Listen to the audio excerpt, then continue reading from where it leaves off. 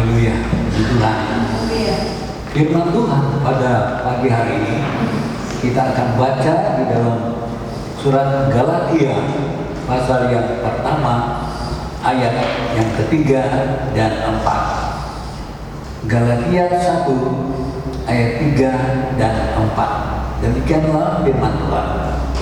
Kasih karunia menyertai kamu dan damai sejahtera dari Allah Bapa kita dan dari Tuhan Yesus Kristus, yang telah menyerahkan dirinya karena dosa-dosa kita untuk melepaskan kita dari dunia jahat yang sekarang ini menurut kehendak Allah dan Bapa kita. Puji Tuhan. Saudara, tema firman Tuhan pada pagi hari ini adalah mengorbankan diri. Ada dua masalah besar yang telah terjadi. Kalau kita memperhatikan ayat pokok kita, maka ada dua masalah besar yang telah terjadi. Masalah yang pertama adalah masalah dosa manusia. Ini suatu masalah yang besar di dalam kehidupan manusia. Ini adalah masalah yang terberat bagi manusia, yaitu dosa. Saudara, Adam dan Hawa telah jatuh dalam dosa. Adam dan Hawa adalah nenek moyang kita. Maka kita keturunan Adam dan Hawa pun ada di dalam keadaan berdosa. Di dalam firman Tuhan dalam Roma 3 ayat 23 dikatakan, sekalian manusia sudah berbuat dosa. Kita lihat ayat itu dalam Roma 3 ayat 23. Karena semua orang telah berbuat dosa dan telah kehilangan kemuliaan Allah. Dikatakan semua orang, tidak ada yang kecuali semua orang, baik dia besar, kecil, anak atau dewasa, sudah berbuat dosa. Dan di dalam Roma 6 ayat 23 dikatakan di sana, Roma 6 ayat 23, kita akan melihat ayat ini ya. Sebab upah dosa ialah maut atau kebinasaan, tetapi karunia Allah ialah hidup yang kekal dalam Kristus Yesus. Upah dosa, akibat daripada dosa disebut maut atau kebinasaan. Saudara-saudara, dosa manusia menyebabkan manusia mengalami kebinasaan. Ya. Dosa yang diperbuat oleh manusia mengakibatkan hukuman Allah karena dosa itu, yaitu mengalami kebinasaan. Saudara-saudara, pertanyaannya, siapa yang dapat menyelamatkan manusia dari kebinasaan? Siapa? Ya, karena akibat daripada dosa yang dilakukan manusia, maka manusia mengalami kebinasaan. Pertanyaannya, siapa yang dapat menyelamatkan manusia dari kebinasaan, dari penghukuman Allah karena dosa? Saudara, jawabnya hanyalah pribadi Yesus. Hanyalah pribadi Yesus. Kita bisa lihat di dalam Kisah Rasul 4 ayat yang ke-12. Kisah Rasul pasal 4 ayat yang ke-12. Dan keselamatan tidak ada di dalam siapapun juga selain di dalam nama Dia, yaitu Yesus. Sebab di bawah kolong langit ini tidak ada nama lain yang diberikan kepada manusia yang olehnya kita dapat diselamatkan. Tidak ada nama lain yang dapat menyelamatkan selain dalam nama Tuhan Yesus. Jadi saudara-saudara, Yesuslah yang dapat menyelamatkan kita. Yesuslah yang dapat menyelamatkan manusia-manusia berdosa. Yesus yang dapat menyelamatkan manusia-manusia yang akan masuk neraka. Dia selamatkan, saudara-saudara. Dia selamatkan. Jadi hanya Yesus. Hanya Yesus, tidak ada nama lain. Di bawah langit ini tidak ada malaikat atau nabi siapapun juga disebut tidak ada. selain di dalam nama Tuhan Yesus Kristus. Ya, saudara-saudara, begitu luar biasa kekuasaan ada di dalam nama Tuhan Yesus. Begitu besar kuasa yang ada dalam nama Yesus menyelamatkan kita dari hukuman Allah. Saudara-saudara, jadi hanya Yesus yang dapat menyelamatkan kita.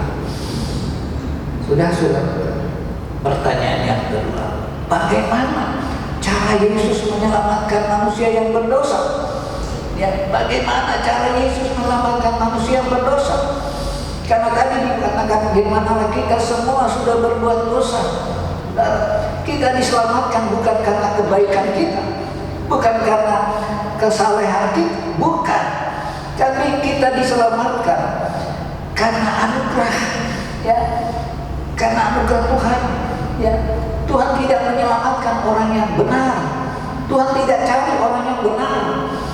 Kalau semua orang di dunia ini benar, Tuhan Yesus tidak perlu datang. Itulah sebabnya dia datang, karena semua manusia dikatakan sudah berbuat dosa, dan akibat daripada dosa itu adalah penghukuman Allah, kebinasaan. Nah, itulah sebabnya dia datang ke dunia ini, ya, dengan cara bagaimana mengorbankan dirinya, ya, dengan cara mengorbankan dirinya. Luar biasa, Yesus rela mengorbankan dirinya. Coba kita baca dalam Ibrani 9 ayat 28. Di dalam surat Ibrani 9 ayat 28, bagaimana Tuhan Yesus rela mengorbankan dirinya.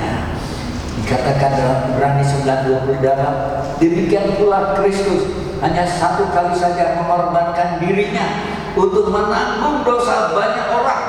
Sesudah itu ia akan menyatakan dirinya sekali lagi tanpa menanggung dosa untuk menganugerahkan keselamatan kepada manusia. Saudara, kedatangannya yang pertama itu adalah mengorbankan dirinya agar orang-orang yang berdosa itu selamat. Tetapi kedatangannya kedua kali untuk menganugerahkan mereka yang sudah diselamatkan, ya. Jadi pertama kali dia datang 2000 tahun yang lalu lebih, itu hanya untuk menyelamatkan manusia yang berdosa, yaitu saudara dan saya.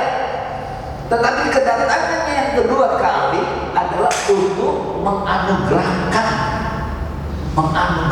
keselamatan kepada mereka yang sudah diselamatkan oleh Tuhan Yesus. Puji Tuhan, ya. Jadi cara Yesus menyelamatkan kita orang berdosa dengan mengorbankan dirinya, ya, mengorbankan dirinya di kayu salib, mengorbankan dirinya menderita di kayu salib hanya untuk menyelamatkan kita manusia berdosa, hanya untuk menebus dosa kita, hanya untuk menanggung dosa-dosa kita. Itulah kasih yang Tuhan Yesus nyatakan, ya, dengan cara mengorbankan dirinya. Saudara-saudara, kalau ada orang yang mengorbankan dirinya, tentu dia korbankan bagi orang-orang yang baik, bagi orang-orang yang baik. Tetapi kita orang-orang jahat, kita ada orang berdosa yang rela mengorbankan dirinya. Luar biasa, saudara. Kalaupun ada orang di dunia ini yang mau mengorbankan dirinya, tapi bukan untuk orang yang apa, saudara, ya, ya tentu dia mengorbankan diri untuk orang-orang yang baik tentunya, yang rela korban. Terdapat ada satu ketika seorang suami meninggal dunia, lalu istrinya berkata, aku mau mati karena suamiku yang aku cintai, aku rela korbankan dirinya. Ada lagi diceritakan, ada seorang anak yang jatuh sakit, lalu saudara-saudara, ternyata ginjalnya penuh dengan hal-hal yang mematikan, ginjalnya mengalami kerusakan. Lalu ibu ini kata, aku rela mengorbankan ginjalku demi anak, ya, demi anak yang dia kasih. Dia rela mengorbankan ginjalnya, karena manusia ada dua ginjal, satu dia mau kasih anaknya. Orang rela mengorbankan kepada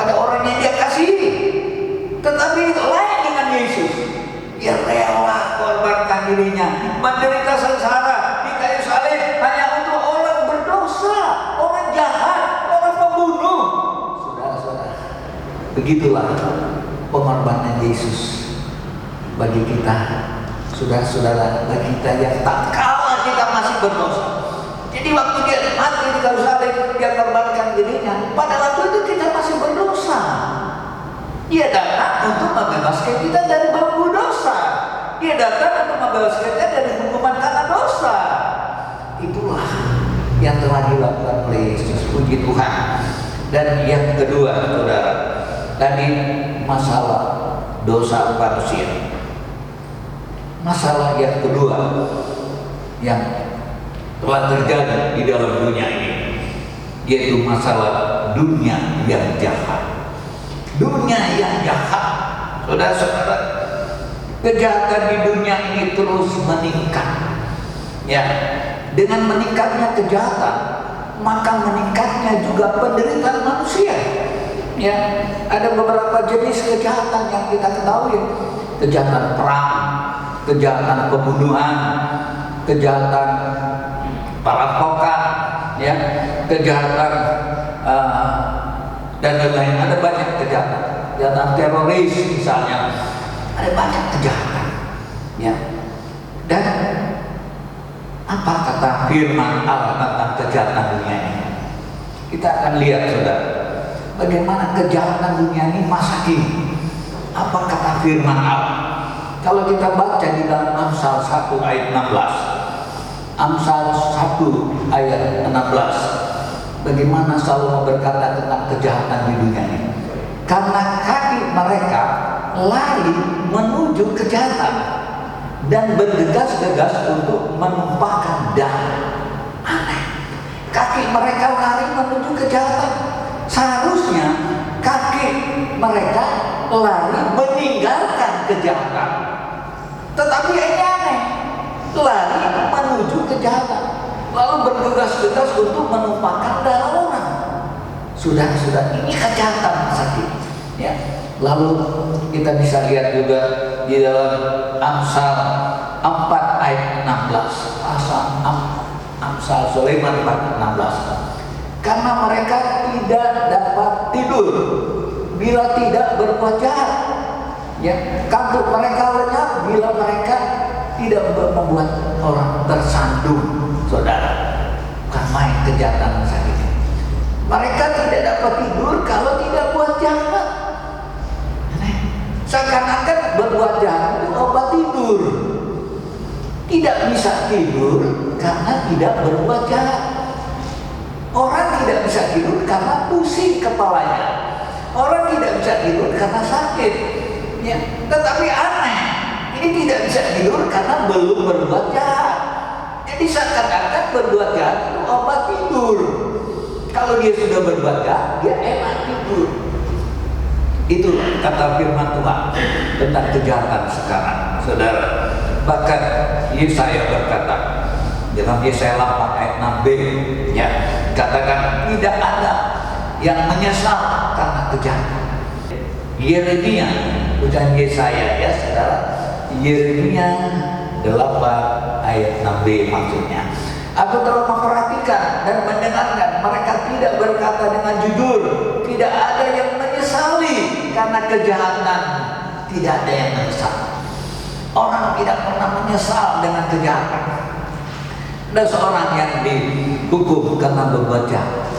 Begitu dia keluar, dia berbuat jahat lagi. Kejahatan yang sama yang dia lakukan pada waktu dia dihukum. Itu berarti dia tidak menyesal, saudara. Itulah kejahatan manusia sekarang ini. Jadi orang-orang yang dihukum karena berbuat jahat, begitu keluar dia mencuri lagi, dia berbuat jahat lagi, ya. Sama dengan kejahatan waktu dia pertama dihukum. Berarti tidak ada penyesalan, ya. Itu kata firman Tuhan sekarang, ya. Jadi kejahatan manusia sekarang disebut mereka mengejar, berarti mengejar kejahatan. Bukan lari dari kejahatan, tapi mengejar kejahatan. Mereka bisa tidur kalau mereka sudah berbuat jahat. Mereka tidak menyesal atas kejahatan mereka. Itulah kata firman Tuhan tentang kejahatan masa kini. Saudara-saudara, Yesus tidak menghendaki orang percaya ada dalam kejahatan dunia.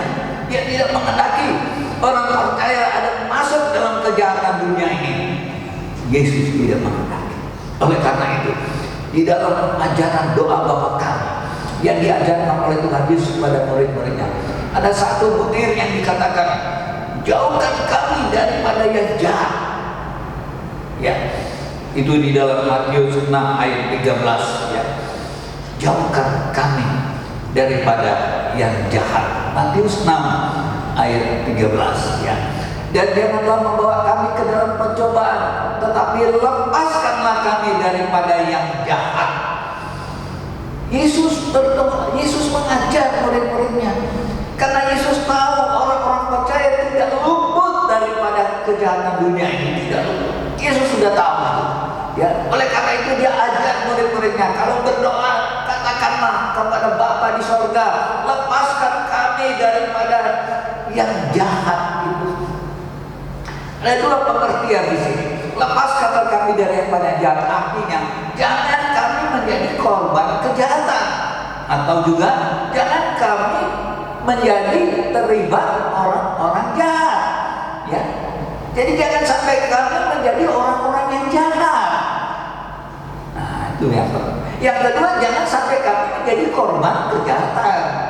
Nah, itulah yang diajarkan oleh Tuhan Yesus untuk minta kepada Bapa di sorga, jauhkan kami, lepaskan kami daripada yang jahat. Kemudian Yesus juga berkata di dalam Yohanes 17 ayat 15. Yohanes 17 ayat 15. Dia minta kepada Bapa sorgawi. Dia berkata demikian. Yohanes 17 ayat 15 dia katakan ya.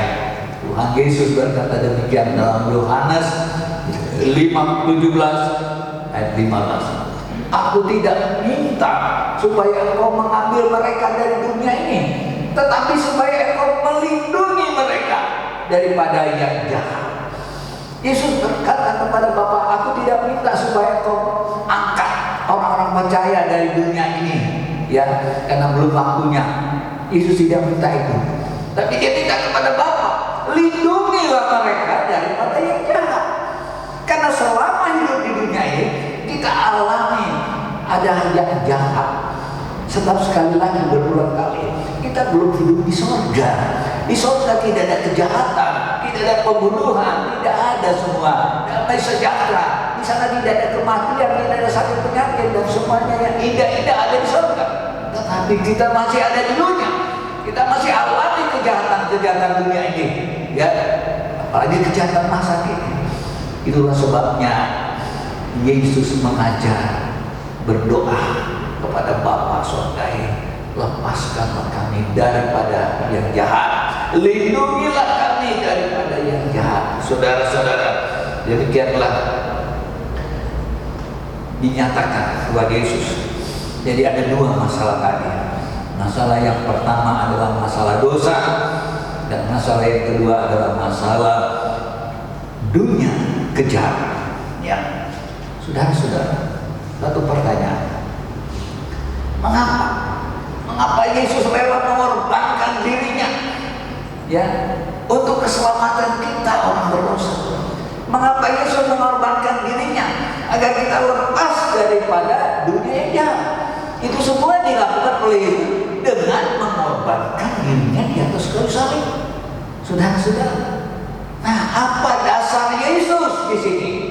Apa alasannya sehingga dia rela memberikan hidupnya, mengorbankan dirinya untuk keselamatan kita orang-orang berdosa, untuk kemerdekaan bagi kita, untuk kelepasan bagi kita atas hukum Allah, atas hukuman dari Allah, saudara.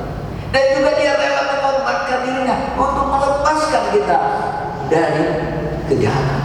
Sebagai ayat pokok tadi, ya, dia mengorbankan dirinya untuk melepaskan kita dari kejahatan. Coba kita kembali kepada ayat pokok tadi, ya, ayat mas kita, yaitu di dalam Galatia 1 ayat yang keempat, ayat ketiga. Itu bahkan salam yang dia sampaikan pada jemaat Galatia. Tapi yang ketiga, yang telah menyerahkan dirinya karena dosa-dosa kita untuk melepaskan kita dari dunia jahat. yang sekarang ini menurut kehendak Allah dan Bapa kita. Dia menyerahkan dirinya untuk melepaskan kita dari dunia yang jahat. Jadi ada dua masalah besar yang diselesaikan oleh Yesus, yaitu melepaskan kita dari dosa-dosa, dari kebinasaan, dan melepaskan kita dari dunia yang jahat. Lalu saya bertanya tadi, apa motivasi Yesus? Apa dasar Yesus di sini untuk menyerahkan dirinya, ya, untuk menyelamatkan kita, menyerahkan dirinya untuk melepaskan kita dari dunia yang jahat? Apa motivasi? Apa dasar? Hanya satu, didasarkan kasih. Dasar kasih. Dia mengasihi kita manusia yang berdosa. Dia mengasihi kita sehingga dia rela mengorbankan dirinya di atas kayu salib, menderita karena kasih. Karena kasih. Dia mengasihi kita bukan karena kita orang baik, bukan karena kita orang benar, tapi justru karena kita orang berdosa. Karena kita mengalami nanti hukuman Allah. Kasih. Kasih yang sudah menutupi dosa. Kasih yang sudah dia lakukan untuk menyelamatkan kita, orang-orang berdosa, saudara-saudara. Dan karena kasih juga dia rela berkorban melepaskan kita dari dunia kejahatan. Haleluya. Luar biasa kasih Yesus. Kasih Yesus begitu dalam, begitu luas, lebih luas dari samudera, lebih tinggi daripada angkasa. Begitu dalam kasih Yesus kepada saudara dan saya, pada manusia yang berdosa. Saudara, pertanyaan sekarang, bagaimana respon kita? Bagaimana respon kita, tanggapan kita terhadap kasih Allah? Ada 3 hal yang saya harapkan kita meresponi. Kita lebih mengasihi Dia. Kita harus lebih mengasihi Yesus yang rela mengorbankan dirinya. 2, kita lebih setia kepada Yesus yang rela juga mengorbankan dirinya. Dan kita lebih taat terhadap firman-Nya. Saudara-saudara, biarlah kita lakukan itu. Kita membalas, menyatakan bahwa kita mengasihi Yesus. Kita mengatakan bahwa kita setia kepada Yesus. Kita tetap iring Yesus sampai kita jumpa di surga yang mulia.